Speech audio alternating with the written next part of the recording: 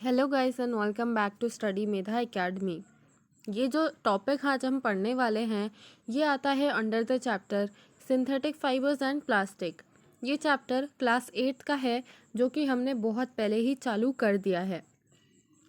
आज हम advantages of synthetic fibres के बारे में पढ़ने वाले हैं।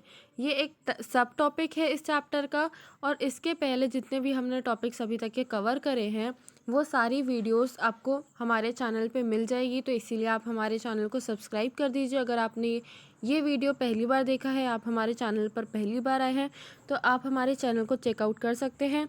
हमने केमिस्ट्री के और मैथमेटिक्स के और बहुत सारे अलग अलग एजुकेशनल से रिलेटेड वीडियोस बनाए हैं। आप हमारे चैनल को ज़रूर चेकआउट कर सकते हैं।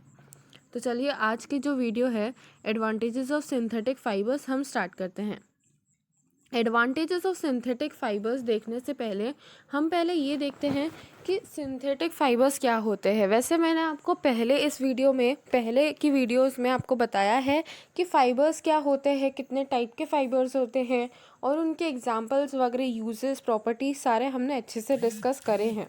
इसीलिए आप इस सीरीज़ में पहले वो वाले वीडियोस देख लेना, इसीलिए मैं इतना इंसिस्ट कर रही हूँ। But to those who are new मैं बता दूँ कि सिंथेटिक फाइबर्स वो चीज़ें होती है, ऐसे फाइबर्स होते हैं जो कि मैन मेड होते हैं। हमेशा जो फाइबर्स होते हैं वो दो प्रकार के होते हैं। एक तो नेचुरली अकरिंग, जो खुद से नेचर से प्रोड्यूस होते हैं। फॉर एग्जांपल हमें एनिमल से मिलते हैं या प्लांट से मिलते हैं, उनको हम बोलते हैं नेचुरल फाइबर।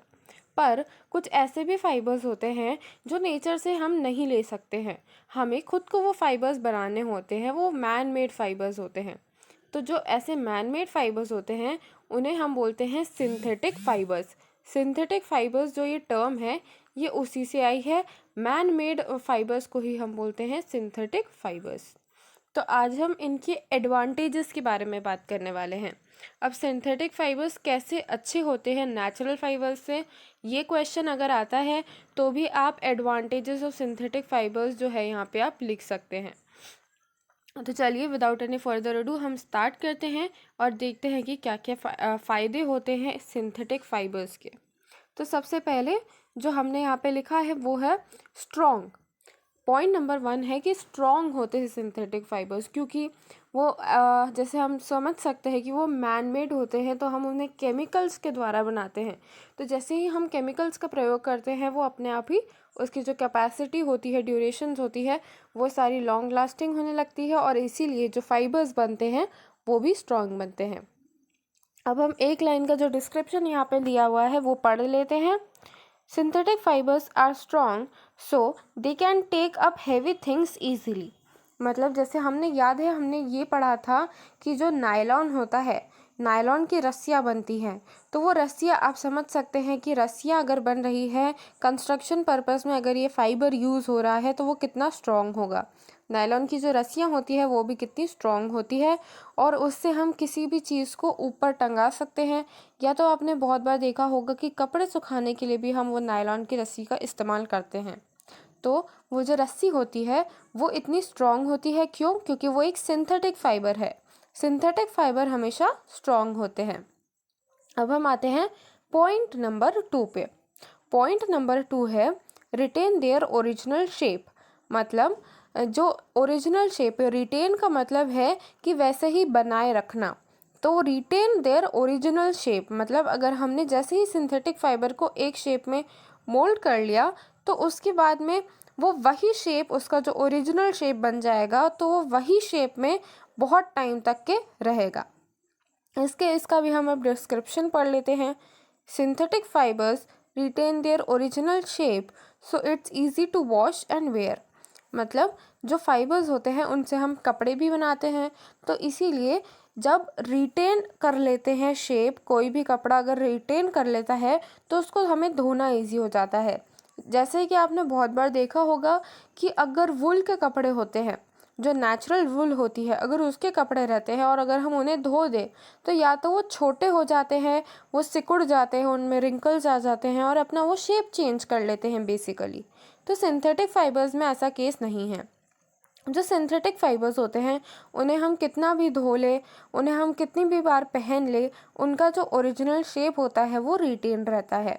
तो synthetic fibres retain their original shape, so it's easy to wash and wear.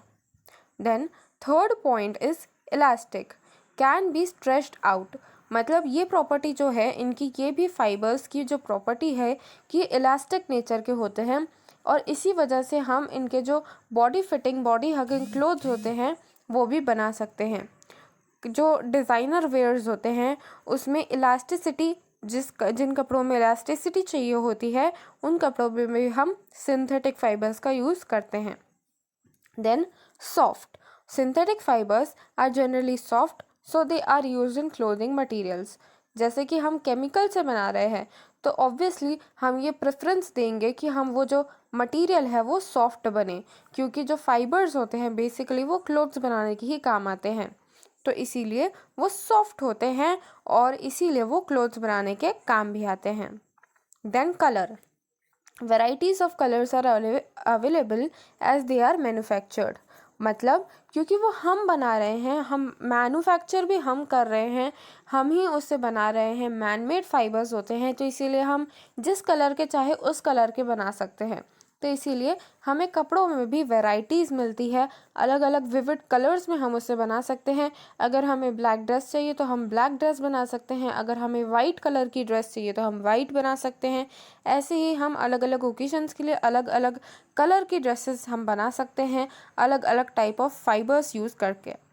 Then cost, clothes made by synthetic fibres are generally cheaper than those made by natural fibres.